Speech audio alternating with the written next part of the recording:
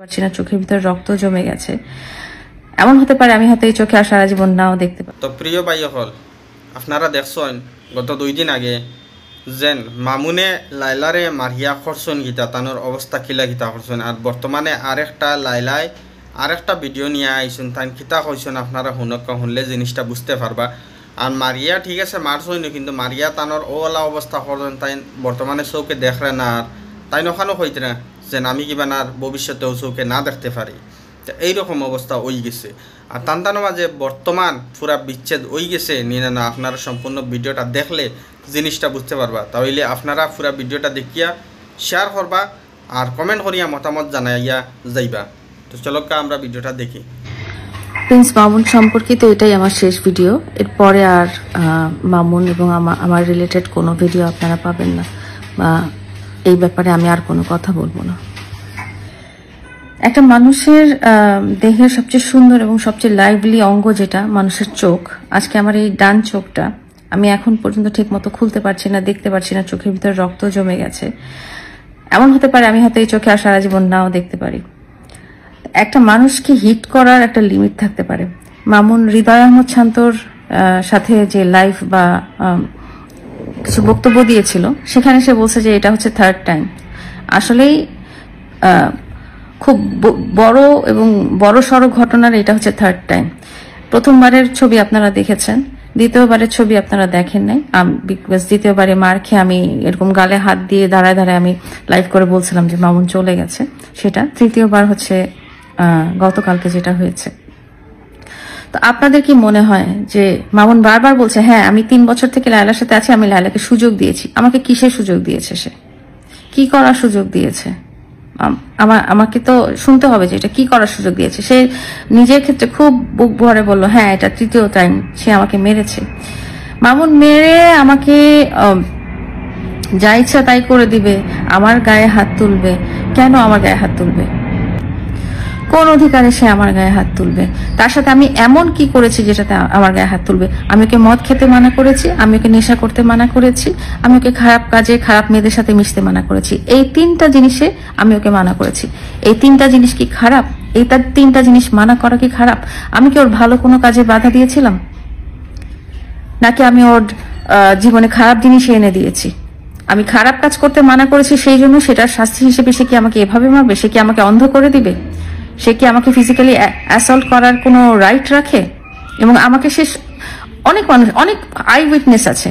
প্রথমবার জন্মদিনের সময় সে যখন আমার গালে মারে, আমার মুখে মারে, আমার নাক দিয়ে গল গল করে রক্ত পড়ছে, আমি রক্ত ভরা ওন্নাটা আমি আপনাদেরকে এখন দেখাবো।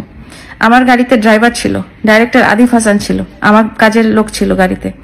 এই 3টা মানুষের সামনে সে আমাকে মেরে নাক দিয়ে গল গল করে রক্ত বের করে ফেলছে। এবং আমাদের গাড়ির পাশে বাইকে তার ওই 2 বন্ধুরাও ছিল, তারাও দেখেছে। এবং যে বড় ভাইয়ের সাথে দেখা করার জন্য আমরা কালকে বা পরশু গিয়েছিলাম, সেই বড় ভাইও ছিল। 1 বছর আগের ঘটনা, 2-3 মাস আগের ঘটনা। সে পুরোনা পল্টনে একটা বন্ধুর বাসায় আমরা যাই, বড় ভাইয়ের বাসায় যাই। সেখানে সে প্রায় 10-12 জন মানুষের সামনে সে মোবাইল দিয়ে আমার গালে মেরে আমার গাল ফুলিয়ে দেয়, এবং সেখানেও এই 2 বন্ধু প্রেজেন্ট ছিল। তো এটা 3rd টাইম। তো আমি কি বারবার কারণ ছাড়া মার খেতেই থাকবো? এবং আমার উপর সে কি অ্যাকুজিশন দিয়েছে? আমার উপর সে অ্যাকুজিশন দিয়েছে যে আমি তাকে মদ খেতে মানা করেছি, আমি তাকে হিরোইন বা ইয়াবা বা আমি কোনো নেশা করতে মানা করেছি, তাকে আমি খারাপ কাজ করতে বাধা দিয়েছি। আমি তো তাকে কোনো ভালো কাজে তাকে বাধা দিইনি। আর সে আমাকে বলছে সে আমাকে বারবার সুযোগ দিয়েছে, 3 বছর ধরে সে সুযোগ দিয়েছে। আমার কথা হলো, তুমি যদি আমার সাথে আমাকে ভালোই না বাসো, তুমি যদি আমার সাথে অশান্তিতেই থাকো, কোনো মানুষের বাবার অধিকার নাই বা সামর্থ্য নাই তোমাকে বেঁধে আমার সাথে রাখা বা আমার সাথে সম্পর্ক করা। তুমি যদি আমাকে ভালোই না বাসো বা আমি যদি তোমাকে ভালোই না বাসি, আমাদের মধ্যে যদি কোনো ভালো আন্ডারস্ট্যান্ডিং না থাকে, আমাদের মধ্যে যদি শান্তি না থাকে, 3 বছর থেকে তুমি কেন ছিলা? তুমি তো প্রথম থেকে আমার সবকিছু জানো।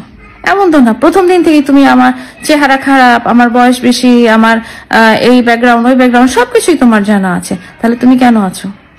তুমি আমাকে ভালোবেসেই তো ছিলা। তাহলে এখন কেন বলতেছো যে তুমি আমাকে সুযোগ দিয়েছো?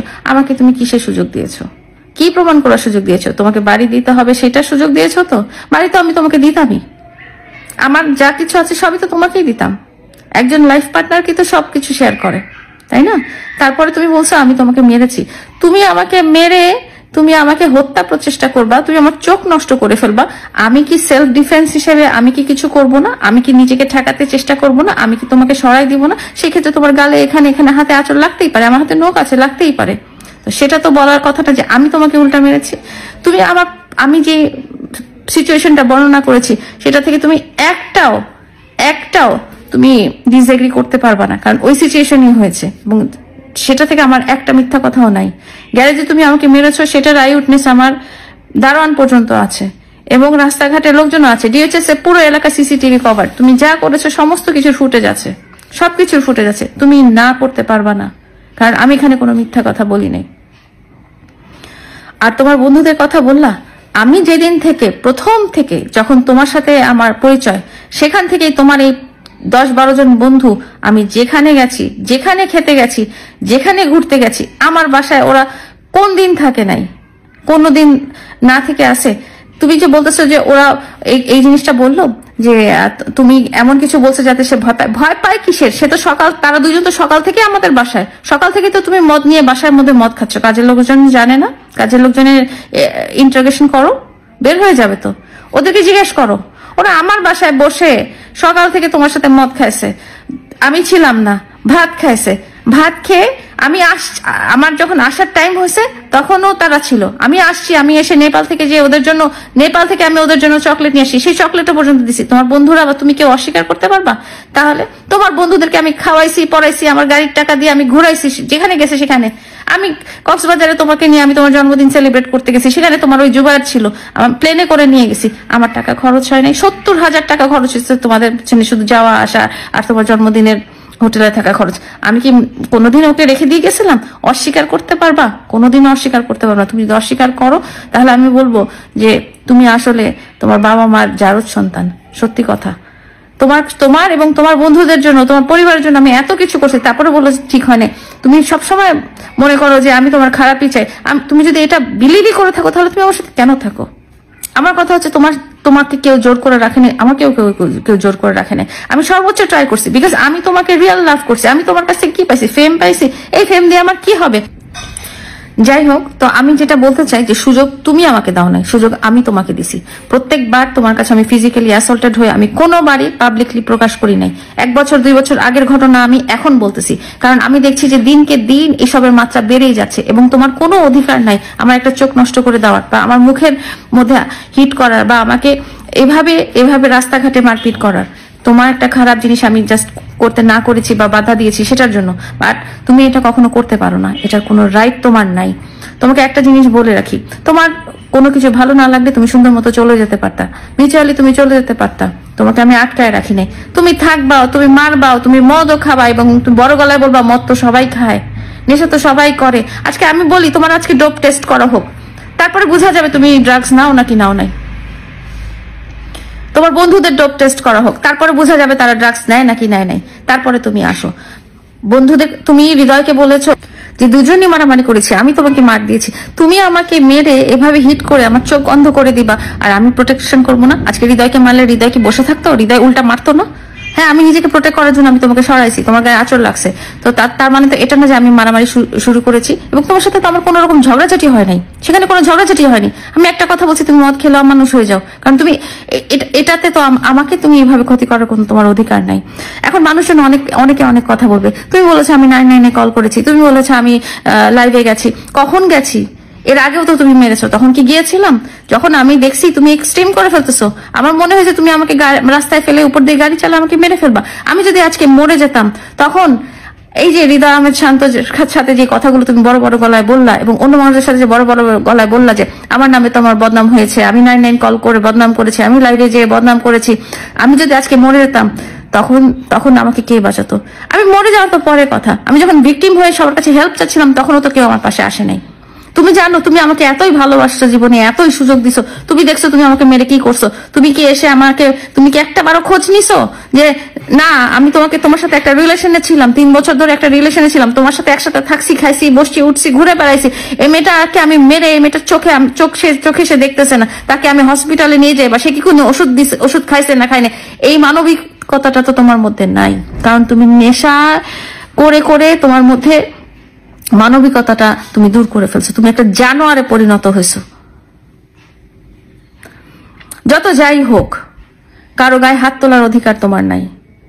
তোমার ভালো না লাগলে তুমি চলে যেতা, তোমার শখ পূরণ না হলে তুমি চলে যেতা, তোমার মন উঠে গেলে তুমি চলে যেতা। এবং এতদিন 3 বছর পরে এসে তুমি বলতে পারো না লাইলার জন্য আমি বদনাম কামাইছি। লাইলার জন্য তুমি বদনাম কামাও নাই। তুমি আজকে যে পেজ দিয়ে ইনকাম করো, সেই পেজের লাইলার সাথে ভিডিওগুলোর জন্যই তুমি ডলার পাও।